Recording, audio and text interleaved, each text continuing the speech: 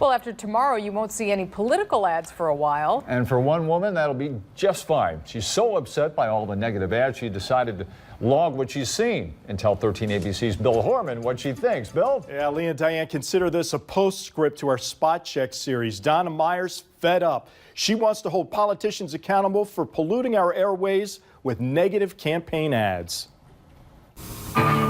This is one.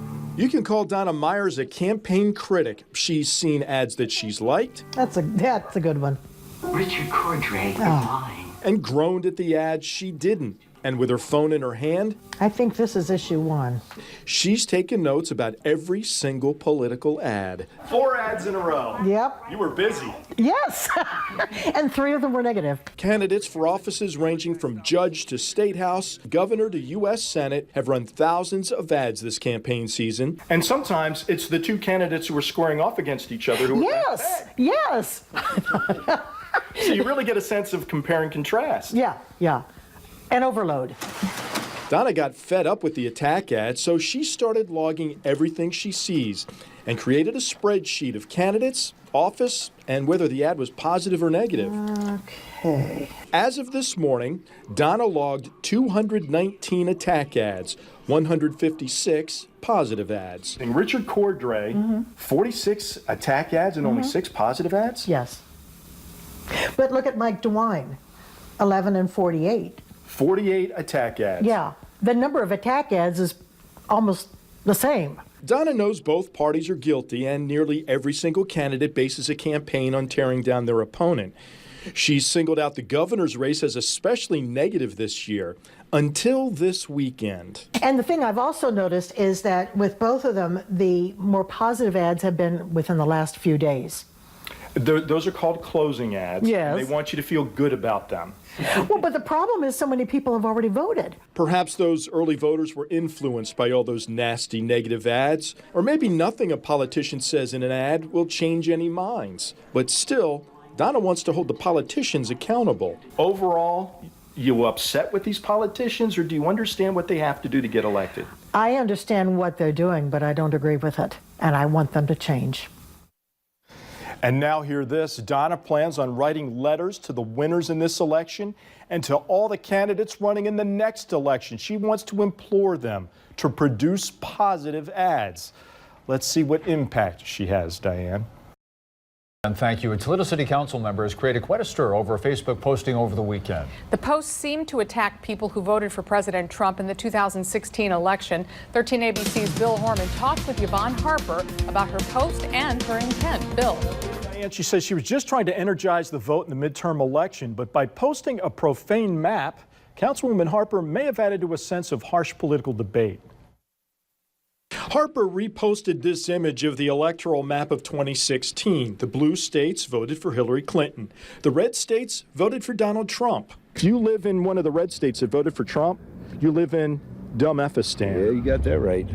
So you agree with her? Yeah, 100%. See? Yeah. Should somebody post that? A council member posted that. Yeah, no, they shouldn't. So I was posting on as a constituent. Councilwoman Harper says after watching the Kavanaugh hearings last week, she just wanted to blow off some steam. So she found an image on the internet and posted it on her private Facebook page. My job is to get people out to vote. And that's what I thought I was doing. Didn't realize that I was going to drop this big uproar. That uproar, though, comes because of the profane word that seems to attack people who disagree with her philosophy. That's ridiculous. But, you know, some people are ignorant. Do you think our political discourse has gotten too harsh? Yes, it's gone too far. Do you think this doesn't help? No, it doesn't. We're used to this at the national level. Politicians bickering, being rude, and voters are upset that nobody seems to listen, including Councilman Gary Johnson, who understands Harper's point. Wrong thing to do, but at the same time, think about the frustration. Harper's post spread fast, and she admits she could have cut out the offending word and still made her point.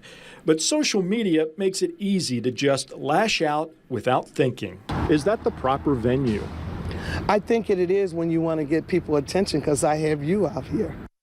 Yeah, we were out there. Harper heard from a lot of people about that post. One woman even encouraged her to take it down. And last night, Harper pulled down that post. But social media is how we communicate nowadays. So I'm posting this story on our website and through social media. And we'd like to hear from you. Lee?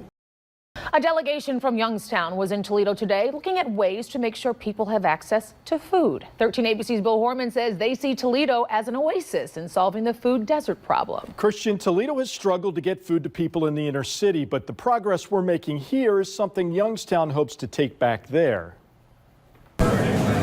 In all of Youngstown, you will not find one of these. Pot roast, we are gratin potatoes. It's a grocery store where people can buy food to feed their families. But it's here on Madison Street near downtown. Oh yeah, this is great. Awesome. I'm ready to purchase. People who used to live in this food desert can now buy quality meals, which is exactly what Youngstown needs. We can have a grocery store in the city and not where our men and women have to get on the bus and go to the outskirts. ProMedica's eBide Market is one way Toledo is fighting the food desert problem. For Youngstown, a city with a struggling economy and struggling families, this is a model solution. We are going to be talking to the local businesses so that we can get this started. But here's another solution to food access: the Cherry Street Mission's effort to feed, educate, and find employment for people in need. The mission serves up 1,000 meals a day to people like Cindy. I have no family, so I had nowhere to go and no money to buy food with. I didn't have food stamps at the time, so I got my 3 meals a day here. The mission relies on donations, but also helps people get back on their feet by training them for full-time jobs and helping them find their own place to live. If you can do that, then trust me, you can start reducing poverty. Youngstown understands that, but just needed some ideas and turned to Toledo. As a mayor, you want a healthy community, and to solve a food desert issue, it means the forward progress of your community. Oh, I love it. And in this case, Toledo is showing Youngstown a way to pump new life into its food desert.